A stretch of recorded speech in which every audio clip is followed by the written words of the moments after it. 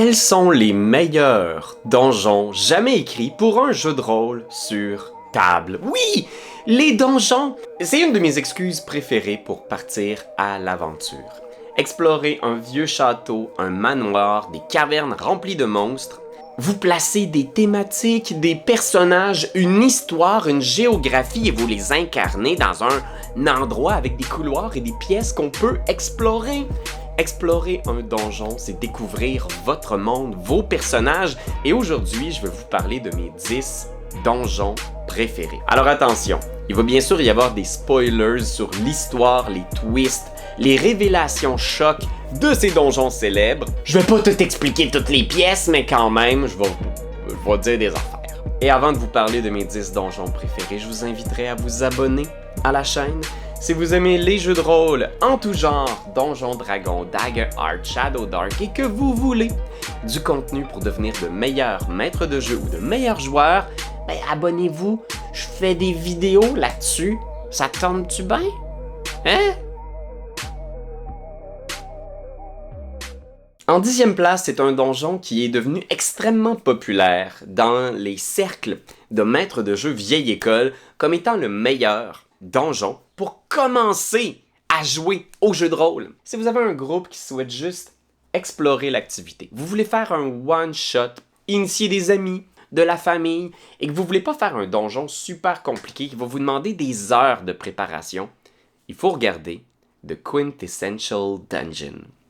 C'est une création de Will Doyle qui est entièrement gratuite. Vous pouvez le trouver en ligne, je vais même mettre le lien dans la description. Et c'est un donjon qui tient sur une seule page. Oui, une seule page d'aventure, mais attention, c'est pas parce que c'est sur une page que c'est facile, que c'est niaiseux ou que c'est ennuyeux, au contraire. C'est un donjon qui est une masterclass sur comment présenter simplement, efficacement, un lieu mystique à explorer pour le maître de jeu. C'est un vrai plaisir de regarder cette petite carte-là et de savoir d'un seul coup d'œil c'est quoi l'aventure, qu'est-ce qu'on trouve sur la route. Ce que j'aime beaucoup de cette version du donjon de Will Doyle, c'est qu'il y a des illustrations qui facilement, au premier regard, nous disent qu'est-ce qu'on trouve dans la pièce. Ok, il y a un carrelage sur le plancher, ici visiblement c'est l'antre d'un dragon, une fontaine avec des ossements, qu'est-ce qui se passe dans cette pièce-là? Les petites entrées auprès de chacune des pièces vous indiquent quelle est la créature, quelle est la situation dans le couloir, dans la pièce. Il y a même de l'information qui est écrite directement sur la carte à travers les couloirs pour vous expliquer par exemple que c'est le passage qui est fréquenté par un cube gélatineux. C'est vraiment un fun house dungeon dans le sens que le donjon n'a pas une histoire très élaborée, c'est vraiment un parc d'amusement pour héros de jeux de rôle.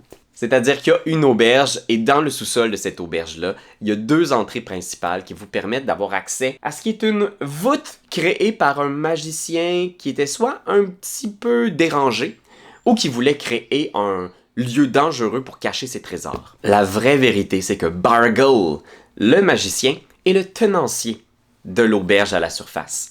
Et ce donjon est en fait un camp d'entraînement pour voir si certains aventuriers ont ce qu'il faut pour devenir ses serviteurs et faire des quêtes pour lui. Puis ce qui est chouette de ce donjon-là, c'est que chaque pièce, chaque défi peut être contourné de façon créative.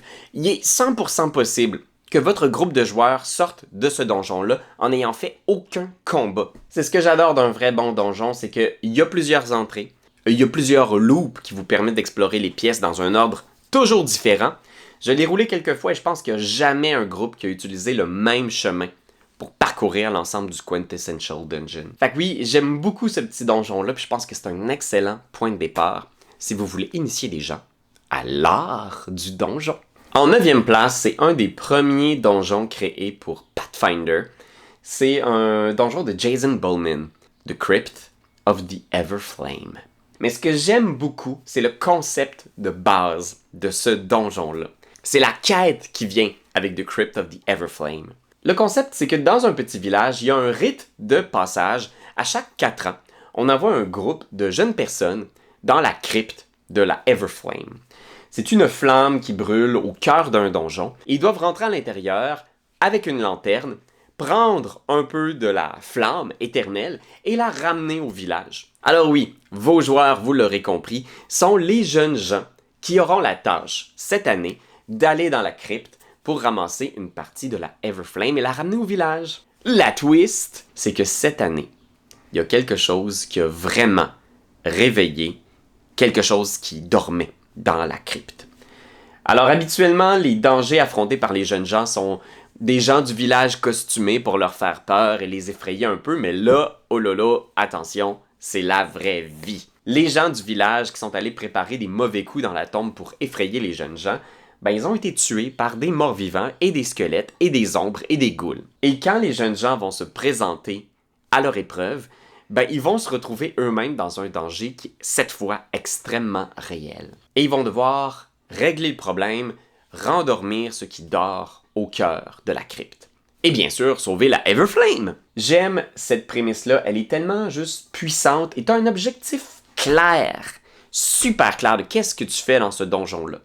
Ça vient avec un backstory qui est savoureux, qui est thématique, puis qui est parfait pour prendre de jeunes héros, les rassembler ensemble, que vous soyez issus de différents backgrounds, un jeune noble magicien ou un roublard issu des sphères plus pauvres du village, ben vous allez devoir travailler ensemble. Puis ça va raconter une histoire et on espère vous voir triompher et ramener la flamme au village. Vos joueurs savent qu'est-ce qu'ils sont venus faire.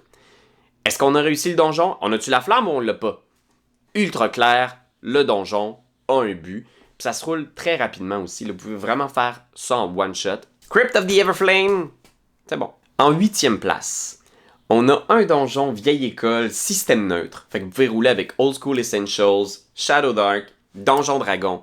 C'est The Waking of Willoughby Hall. C'est un donjon de Ben Milton. Puis ce qui est chouette de ce donjon-là, c'est sa présentation. Ultra facile à rouler. L'histoire commence, il y a 3 aventuriers. Un guerrier, un magicien et une roublarde qui ont dérobé une oie magique à un géant qui vit dans un château dans les nuages.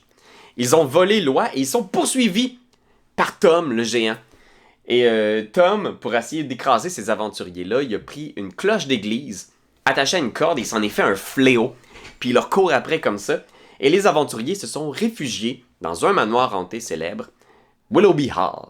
Et donc, ça, c'est la prémisse de l'aventure. Et vos joueurs sont des aventuriers du village qui sont soit inquiets par l'attaque du géant ou qui ont tombé sur le manoir de Willoughby Hall et qui vont l'explorer. Fait qu'ils vont rencontrer les voleurs qui parcourent les halls de Willoughby Hall. Ce que j'aime de ce donjon-là, c'est qu'il est un peu ridicule, il est accessible, il est drôle et surtout il y a un timer. Parce que Tom, avec sa cloche, est en train d'enrager les esprits qui dorment dans le manoir. Alors graduellement, il y a une accélération. On ne pourra pas passer toute la vie à explorer le manoir, parce que graduellement, les esprits vont devenir de plus en plus énervés, le manoir va devenir de plus en plus hanté, puis Tom, il va péter un plomb, il va finir par casser le manoir pour aller chercher son oie. Alors ça, c'est ce que je trouve intéressant, c'est qu'il y a vraiment une épée de Damoclès au-dessus de la tête des joueurs. Une fois qu'ils ont compris cette dynamique-là, parce qu'à chaque fois que le donjon devient de plus en plus hanté, les piliers dans le hall central du manoir commencent à s'illuminer. Et quand les 12 piliers sont illuminés, oi oi oi, ça va mal. J'adore ça, j'aime beaucoup aussi cette philosophie-là qui est très tirée de Old School Essentials. C'est que les rencontres aléatoires dans le donjon sont moitié des monstres, des rencontres, des combats potentiels, mais moitié des rencontres sociales. Vous allez croiser un des voleurs, vous allez croiser l'oie qui essaie de sauver, puis qui parcourt les halls du donjon, c'est comme, c'est quoi cette oie-là? Et il y a plein d'issues.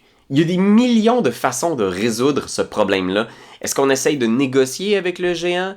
Est-ce qu'on essaye de convaincre les voleurs de rendre l'oie? Est-ce qu'on vole nous-mêmes l'oie pour partir avec, essayer de quitter le manoir avec cette oie mystique en main, sans se faire tuer par Tom et par les aventuriers? Puis j'aime ça. Si ça vous parle, le plaisir de juste plonger dans une aventure chaotique, loufoque, où on essaye de comprendre c'est quoi la situation, ben Willoughby Hall, c'est super pour vous. C'est un créateur indépendant en plus, fait que vous encouragez quelqu'un qui est pas derrière une grosse compagnie multinationale.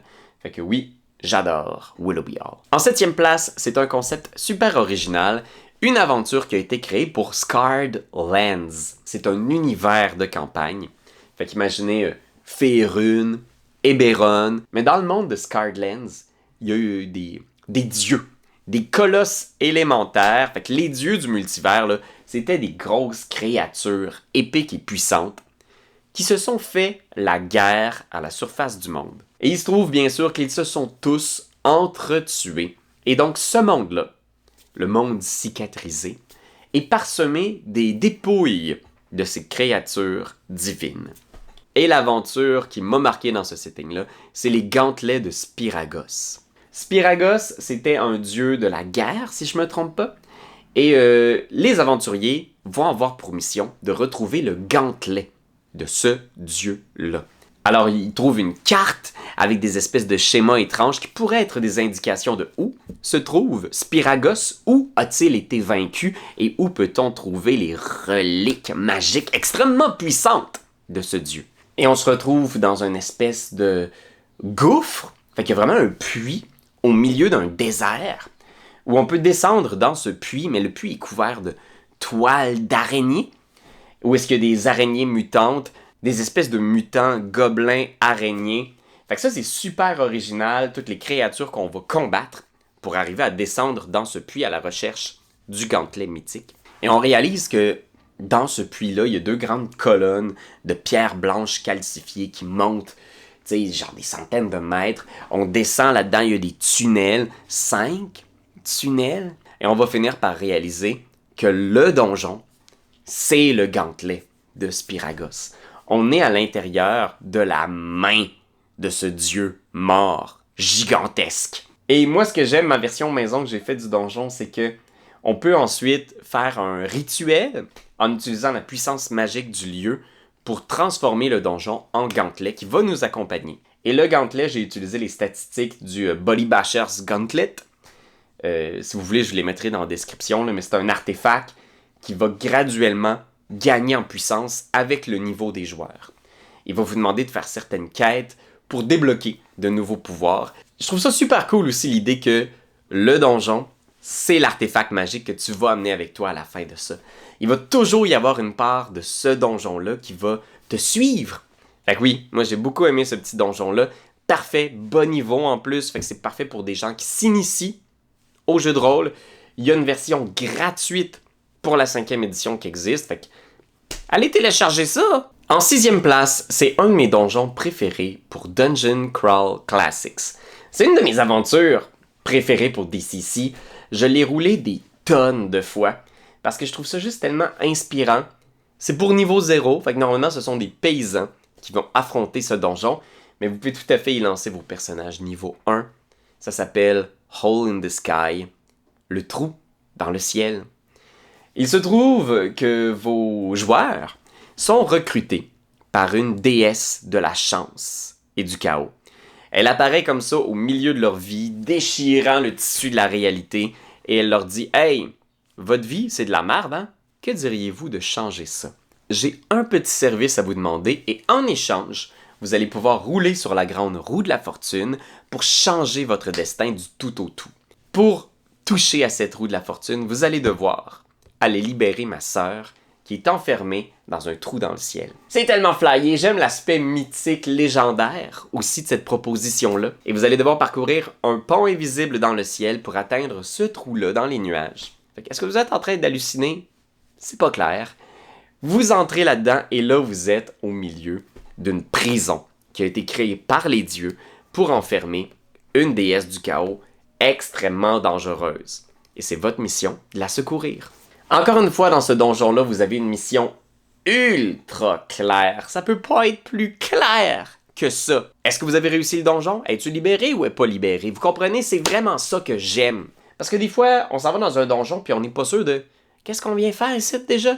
Et ce que j'aime de ce donjon-là, c'est que c'est à l'intérieur d'un arbre. C'est super dangereux. Il y a une tension qui est présente en tout temps. Parce que vous avez un géant qui est le gardien de la prison, qui dort au milieu de l'arbre.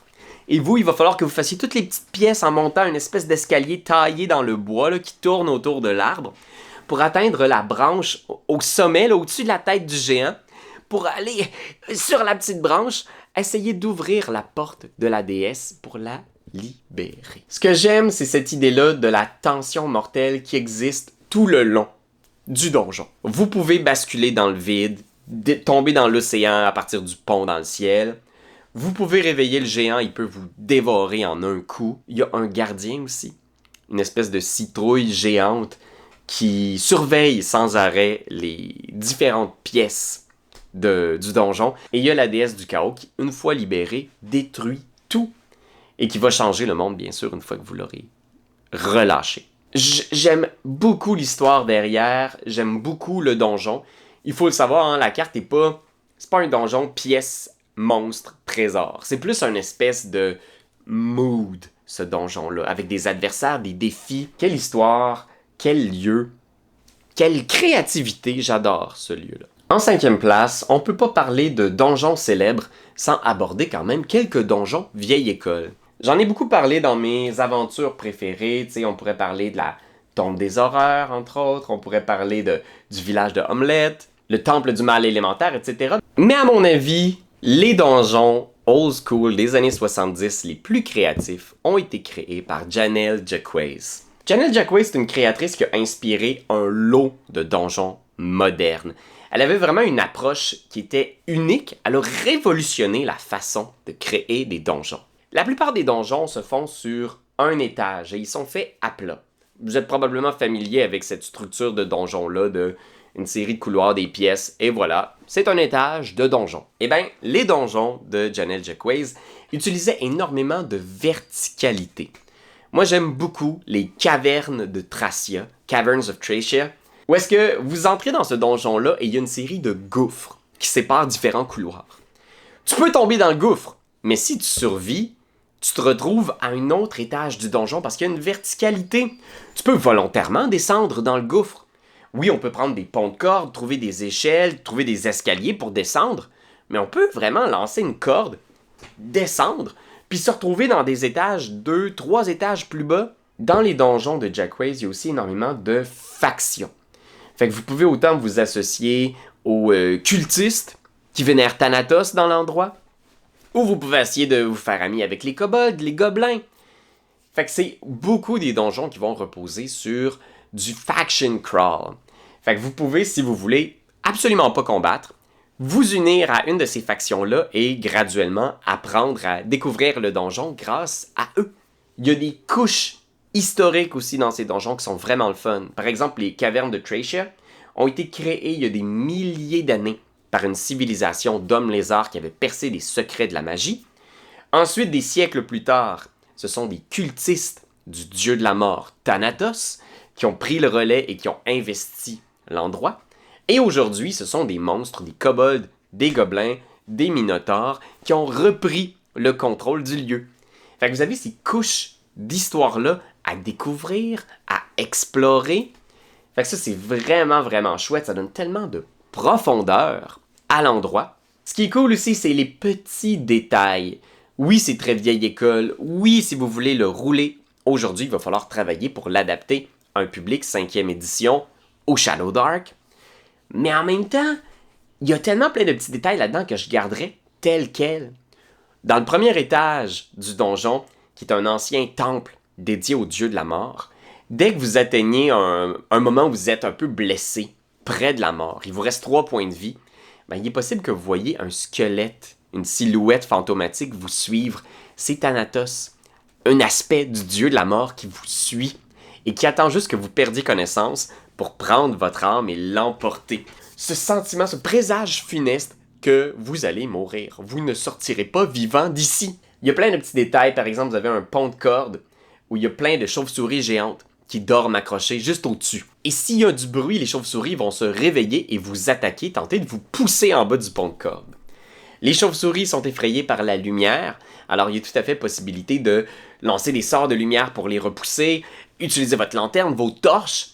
Il y a 1000 façons de contourner les obstacles. Il y a plein de personnages super intéressants qui ont été créés aussi que vous pouvez croiser dans le donjon. Fait que c'est des donjons aussi où il y a autant du social, de l'exploration que du combat. Il n'y a pas que de la bataille ici. Il y a le Dark Tower, qui est aussi un des donjons, méga donjons célèbres de Janelle Jacques. Ils ont été, les deux, réadapté à la sauce moderne pour la 5e édition par Goodman Games, si je me trompe pas. Si vous voulez des beaux produits avec des belles couvertures modernes, ça existe aussi, vous pouvez aller voir ça. En 4e place, c'est un donjon très épique qui est réservé, je crois, aux personnages haut niveau qui veulent sauver le multivers. Plusieurs plans d'existence sont en jeu ici si vous ne parvenez pas à arrêter Vecna. Le donjon, c'est la citadelle Cavidius. Fait que c'est la citadelle, la forteresse de Vecna, le dieu des secrets. Parce que oui, hein, Vecna, c'est un personnage légendaire de Donjon Dragon, une liche, un sorcier mort-vivant qui a pu devenir à plusieurs reprises Dieu à la surface du monde matériel. Puis la citadelle Cavidius, c'est son donjon à lui, qui se trouve dans un plan de l'ombre, un domaine de la terreur. C'est une île, c'est 2 îles en fait, qui flottent à la surface d'un océan des ténèbres. Une île contrôlée par Cass, le lieutenant vampire légendaire de Vecna, celui qui lui a coupé sa main et percé son œil, et une île réservée à Vecna, le seigneur des ténèbres, dieu des secrets. Et ces 2 îles-là se sont enfoncées l'une dans l'autre, créant comme une métaphore pour leur rage et leur guerre perpétuelle. Entre les 2 îles, il y a une chaîne de montagnes volcaniques, et du côté de l'île de Vecna, il y a un désert nécromantique qui va siphonner la vie de toutes les créatures vivantes assez folles pour s'y aventurer. Et la mission, ça peut tout à fait être empêcher le retour de Vecna, ça peut être voler, dérober un secret important détenu uniquement par ce dieu dans sa citadelle. Fait que voyez la dimension épique, là. Pensez à Thésée aux enfers. C'est une mission qu'aucun mortel ne devrait avoir à accomplir. Ce que j'aime beaucoup, c'est que tous les défis épiques dans ce donjon-là, ce sont des défis qui sont parfaits pour des joueurs haut niveau. Puis c'est pas nécessairement que du combat. Traverser ce fameux désert nécromantique qui siphonne la vie, où la guérison et le repos sont impossibles, c'est un défi. Après ça, on escalade la montagne, on entre à l'intérieur de ce crâne, et c'est vraiment pas un donjon qui est un parcours de pièces et de couloirs, c'est vraiment plus un parcours d'obstacles magiques, mythiques, divins. Vous devez être capable, pour atteindre le temple de Vecna qui est situé dans l'œil de la forteresse, d'escalader un petit escalier fait dans de la pierre d'os. Mais ce petit escalier-là est gardé par plein de protecteurs en tout genre. Et une fois à l'intérieur de la citadelle, il y a des énigmes, des puzzles, il y a des pièces avec des miroirs qui vont révéler des facettes sombres de vos personnages. Bien sûr, moi dans ma version, j'avais modifié un peu parce que c'est très vieille école comme aventure, mais c'est vraiment un lieu légendaire, épique, où vous pouvez mettre des obstacles à la hauteur de personnages haut niveau.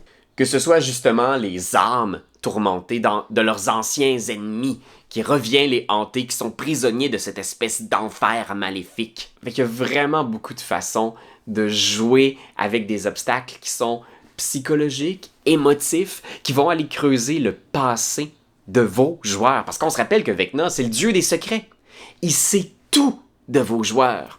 Fait que oui, si vous voulez une finale épique, un donjon mémorable, Citadelle Cavidius, je vois difficilement comment on peut faire plus épique que ça. En 3e place, c'est un donjon qui est tiré de l'aventure pour Pathfinder Curse of the Crimson Throne. Il y a tellement de bons donjons dans cette aventure-là, puis des courts donjons. Pas des gros donjons qui vont prendre 10 ans à traverser. Bon, peut-être, oui, il y a Scarwall qui prend au moins des... Ça nous a pris 6 mois à traverser Scarwall, l'espèce de château hanté, plein de morts vivants, qui est la version Pathfinder de Ravenloft, si on veut. Mais le donjon qui m'a le plus marqué, c'est le Vivified Labyrinth. C'est un donjon qui se trouve dans le sous-sol d'une famille noble de la ville de Corvosa.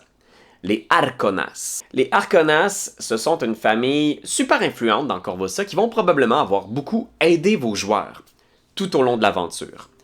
Glorio Arconas, c'est le visage de la famille.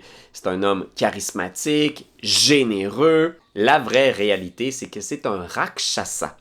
C'est un métamorphe sorcier qui a pris l'apparence de Glorio Arcona et qui cherche à s'élever dans les échelons de la politique de la ville. Et dans son sous-sol, il y a un donjon qu'il utilise uniquement pour le plaisir du sport de la chasse. Fait qu'il va capturer de pauvres paysans ou de pauvres aventuriers. Il va les enfermer dans ce donjon-là pour les pourchasser, les dévorer et voler leurs armes. Pourquoi pas? Et donc ce donjon-là, c'est super parce qu'il est en deux parties. Vous avez toute la partie en surface qui est le manoir des Harkonnas, où il y a plein de politiciens qui vont fréquenter Glorio et les autres membres de sa famille. Parce que toute la famille Harkonnas essaye de s'entretuer. C'est tous des Rakshasas qui essayent de prendre le contrôle sur l'un et l'autre. Fait que déjà, tu peux avoir des sessions de jeu complètes juste sur la politique de ces drôles de politiciens qui sont pas vraiment des humains. Et après ça, tu te retrouves dans le donjon, dans le sous-sol, soit pour sauver un ami. Déjà, c'est tellement un bon concept. Mais ce qui est encore plus cool, c'est que le donjon, c'est 4 pièces rotatives pleines de pièges. Et c'est des pièces rotatives. Fait qu'il y a des leviers que tu peux pivoter et toutes les pièces du donjon pivotent d'un quart de tour. Puis ça, c'est tellement intéressant parce que la première partie de l'expérience de ce donjon-là, c'est les joueurs essaient de comprendre, OK, là, on peut plus avancer, mais il y a un levier. Fait qu'on n'a pas le choix, on tire le levier, ça ouvre une nouvelle porte. Et puis, ils essaient de comprendre comment sortir du labyrinthe en utilisant les leviers. Puis la deuxième partie cool, c'est qu'il y a un gardien du donjon, qui est un sphinx. Et lui attend juste le bon moment pour se cacher et pivoter lui-même un des leviers au moment où les joueurs sont en train de traverser d'une pièce à l'autre. Alors soudainement, les pièces tournent au moment où les joueurs s'y attendent pas et ils se retrouvent séparés. Ils sont comme oh, « Qu'est-ce qui se passe, what? Ok, là le donjon il est placé comment? Ben est resté tout seul de l'autre côté, comment on va faire pour le récupérer? » Et le gros punch que vous pouvez mettre là-dessus, c'est que quand ils finissent par retrouver leur allié, il est bien possible que cet allié, enfermé dans la prison, ne soit pas réellement leur allié, mais un des Rakshasas qui a pris sa forme. Oh! C'est incroyable, j'ai jamais eu une expérience comme ça. Fait que le Vivified Labyrinth, c'est une de mes expériences marquantes de donjon. En deuxième place, c'est pas un méga donjon, mais c'est un sapristi gros donjon quand même. Ça nous a pris 20 sessions de jeu, le finir. À mon avis, ce donjon-là est plus intéressant que la tombe des horreurs ou tous les autres pièges mortels meat grinder conçus pour tuer vos joueurs, mais il est tout aussi mortel. C'est la tombe de l'annihilation. Oui, puis on l'a roulé au complet, on a un montage de tout ça. Si vous voulez voir de quoi ça a de l'air sur notre Patreon, vous avez juste à vous abonner, puis vous allez pouvoir regarder les épisodes de moi qui roule ce donjon-là avec mes amis, mon groupe maison. Donc le concept de la tombe, c'est que c'est l'aboutissement de toute une campagne d'exploration de la jungle. Vos joueurs trouvent une cité perdue au cœur d'une forêt, et à l'intérieur de cette tombe-là, il y a les mausolées de 9 trickster gods. Fait que c'est pas vraiment des dieux, mais c'est des créatures venues du monde de la féerie, qui étaient des farceurs et qui ont manipulé le peuple de la ville de Omu pour les faire croire qu'ils étaient des dieux. Et Acererak, un autre lich célèbre de Donjon Dragon, a tué ces trickster gods et les a enfermés dans la tombe ici. Mais les trickster gods veulent se venger de la liche. Alors vos joueurs vont finir par trouver les tombeaux de ces dieux. Et à chaque fois qu'on ouvre un de ces tombeaux, vous trouvez un objet magique relié à l'âme d'un des trickster gods. Et donc ces objets magiques sont non seulement des objets magiques super cool qui vont aider le groupe dans leur traversée de la tombe, mais en plus, c'est un fragment de l'âme de ces trickster gods. Et ce fragment d'âme-là prend possession d'une part du corps du joueur. C'est un donjon sur 5 étages. 6 même! Il y a différents passages secrets qui permettent de descendre à différents étages de différentes façons. Verticalité! Un mot très important à retenir ici dans le design de donjon à la Jackway. Fait que oui, il y a toutes ces façons-là de descendre. Il y a des terrasses avec des escaliers qui descendent tous les étages. Fait que tu peux... Ton premier move du donjon, ça peut être de descendre au 4e étage pour voir c'est quoi le fond du donjon. Tu as des clés à trouver qui sont cachées à différents endroits du donjon. Il y a les tombes des Trickster Gods cachées à différents endroits du donjon. Et tu as des side quests à découvrir sur l'histoire de Omu, la cité perdue. Pour des joueurs qui sont complétionnistes, ça peut vraiment devenir votre campagne, votre aventure dans laquelle vous allez vous pitcher corps et âme. Puis oui, c'est mortel, hein? C'est le genre de donjon qui va tuer vos joueurs. puis des fois de façon un peu frustrante dans un piège, qu'on aurait dû savoir que c'était un piège à con, mais bon. Fait que oui, moi j'ai vraiment adoré mon expérience dans la tombe. Et en première place, le meilleur donjon que j'ai roulé. Celui qui m'a le plus fasciné, que j'ai exploré dans différents systèmes de jeu. Donjon Dragon 5e édition, Shadow Dark. Il s'agit de Ravenloft, le château de Strahd von Zarovich. Je sais que ça peut devenir un peu lassant parce que Strahd se trouve souvent dans mes top 1 des aventures, mais je pense que ce donjon-là, spécifiquement, c'est une des raisons pourquoi Strahd est aussi cool. C'est un donjon qui se veut extrêmement réaliste. Je pense qu'ils sont rares, les donjons comme le château de Ravenloft, contrairement à plein de donjons de l'époque, et même de donjons modernes, qui veulent être juste comme une série de tunnels, de pièces, qui veulent simplifier la vie des joueurs et des maîtres de jeu. Ravenloft en a rien à faire que tu sois mêlé par la carte. C'est la carte. Un gros château de type médiéval, Renaissance, 16e siècle, avec des tourelles, des lieux illogiques qui mènent nulle part, qui sont pas vraiment des positions défensives, juste qui sont gothiques, romantiques. Puis c'est vraiment une carte qui est déroutante à regarder, Ravenloft, parce que c'est un lieu physique que tu peux croire qu'il existe pour vrai dans la vraie vie.